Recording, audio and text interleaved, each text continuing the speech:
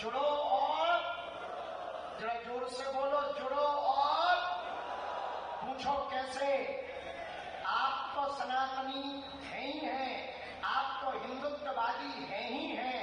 अपने 5 परिवारों को भी कट्टर हिंदू, कट्टर सनातनी बनाना है। मात्र 5 रिश्तेदार या 5 मित्रों। दूसरा प्रण भगवान अभियान। क्या? भगवान अभियान। अपने हर घर के बाहर जो आप ये धर्म ध्वज लेकर आए हैं, जो लेकर आए वो लेकर जाना, अपने घर पर लगाना और सबको बताना ये वही धर्म ध्वज है। हिंदुओं की एकता की ताकत जब सड़कों पर लहरा रही थी, ये धर्म भी तब लहरा रहा था। अथवा जिन पर नहीं है वो ले लेना। तीसरा प्रण, ये दूसरा मानोगे? अरे जरा जोर से तो बोलो, पक्का? 5 में अब तीसरा प्रण भी मानना बहुत जरूरी है। मात्र 5 मान लो तो भैया अपनी पदयात्रा सफल हो जाए। तीसरा प्रण है साधु संतों का कमंडल और बागेश्वर धाम का मंडल। जब जब देश के हिंदुओं पर खतरा आएगा, सबसे आगे आएगा। चाहे 1000 काम छोड़ने पड़े, 100 काम छोड़ने पड़े, इस पदयात्रा के मध्य में बहुत से आर्मी वाले जो आर्मी में हैं वो सैनिक भी आए। तो हमने कहा कि आप सरहद जो सेवा क्यों छोड़ के आ गए, ड्यूटी क्यों छोड़ के आए? बोले गुरुजी हमने 15 दिन की छुट्टी ली है, देश की सेवा तो हम कर ही रहे हैं, पर देश के अंदर भी एक सेवा जरूरी है। सनातन बचेगा तो हमारी वहां की लड़ाई थोड़ा कम हो जाएगी, वहां हमें थोड़ा सुकून मिलने लगेगा, इसलिए हम आपके साथ आए। तो तीसरा संकल्प है साधु संतों का कमंडल और बागेश्वर धाम का मंडल। हम सबको गांव गांव में एक एक मंडल गठन करना है और उस मंडल के द्वारा अगर धर्मांतरण जीर्ण शीर्ण पड़े मंदिर और गांव भर में हर 1-2 महीने में एक यात्रा निकालनी है, गांव की सनातन हिंदू एकता पद यात्रा। चौथा संकल्प और आवश्यक है, वो ब्रज में भी जरूरी, देश के कोने कोने में जरूरी, हर क्षेत्र में जरूरी है। चौथा संकल्प लेने के लिए कौन कौन तैयार है? चौथा संकल्प है घर वापसी अभियान। जो अपने वाले चले गए उन्हें बुलाओ कि बेटा यही समय है, सही समय है, वापस आओ। और उसके लिए जो मंडल गांव गांव में बने, उनकी प्राथमिक जिम्मेदारी यही होगी कि धर्मांतरण होने ना पावे और जो हो गए वो घर कैसे वापस आ गए।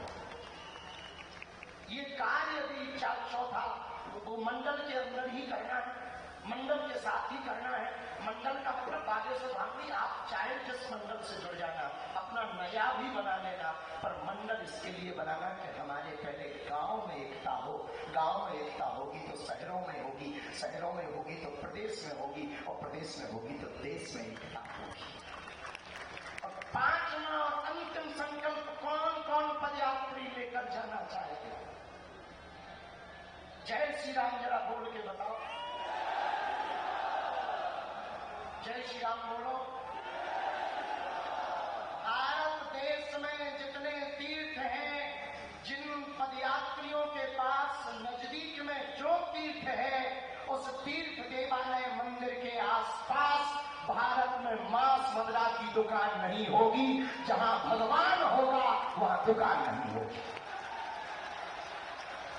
और ब्रज के लोग आए हैं, हम 150 किलोमीटर चल के आ गए, थके तो नहीं है, बुखार आया अपने आप लौट के चला गया कि बाबा तगड़ा है।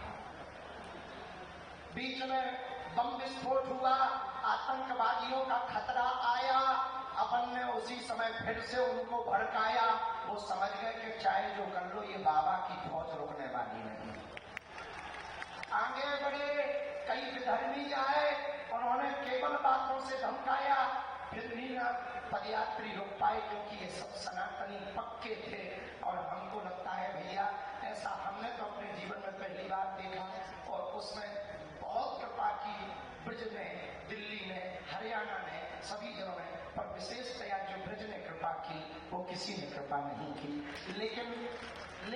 यहाँ ब्रजवासी कितने बैठे हैं? अच्छा, तुम ही तुम हो।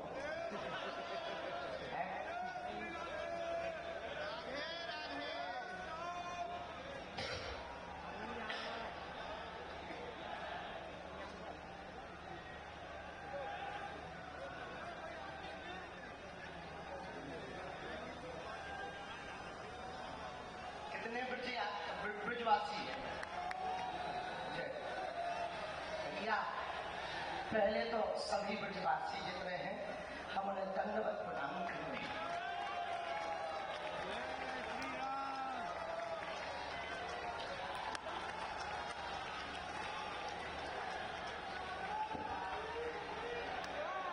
आपने जो कृपा की, आपने जो आशीर्वाद दिया,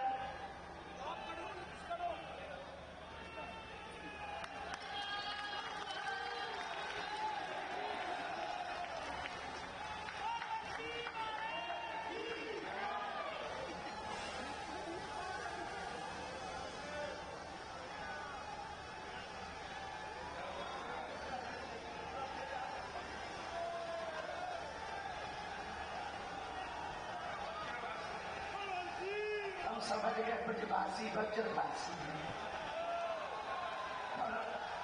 जो पदयात्री चले उनके भी चरणों को हम प्रणाम कर रहे हैं, लेट कर प्रणाम कर रहे हैं। जो आपने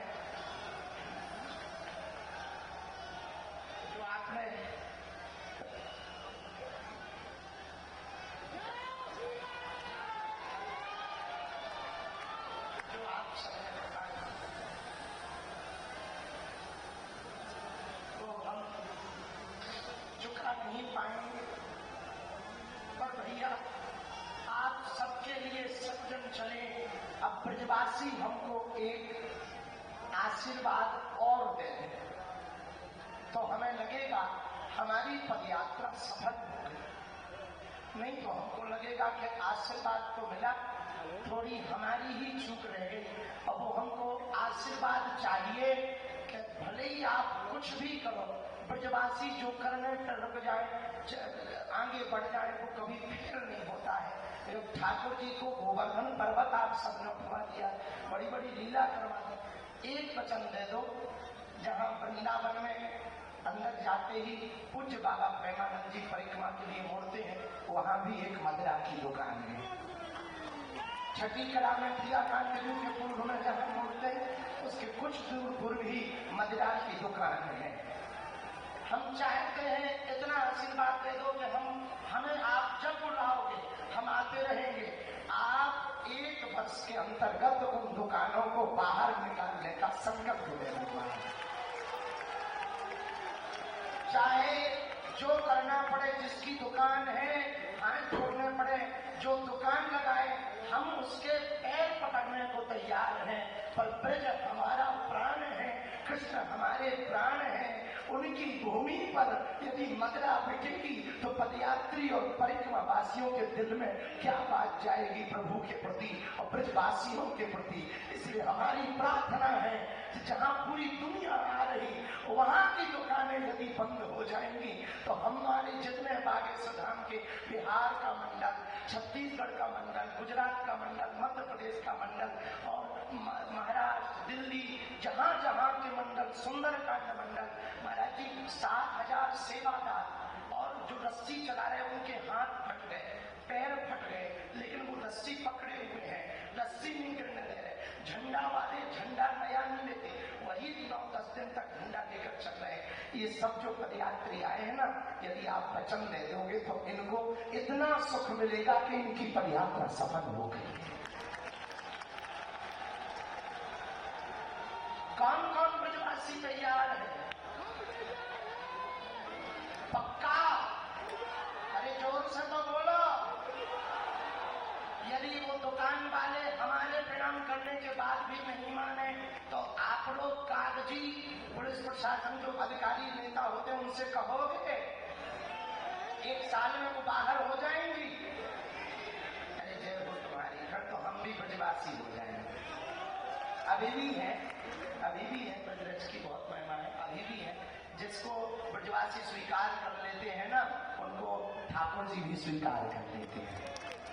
हमें तो खूब आशीर्वाद मिला प्रारंभ से ही। पूज्य शांति देव पूज्य भ्राता श्री देवकीनंदन ठाकुर जी, पूज्य भ्राता श्री पुंडली गोस्वामी जी और हमारे अनुज अति प्रिय श्री आचार्य नरेश उपाध्याय जी, खूब प्रेम, खूब लाड दुलार, खूब कृपा। और एक नाम हम लेना बहुत आवश्यक है इस क्रम में। ये पदयात्रा में आप जो 10 दिनों तक भंडारा पाते रहे ना, वो गौरी गोपाल आश्रम की कृपा है। ये एक बार ताली जोड़ना बजा करके ऐसी अभूतपूर्व। पहले ही दिन जब बैठक हुई थी तो आपने मंच से कहा था, महाराज जी आप पदयात्रा करके लोगों को लाओ, हम खिलाएंगे। ये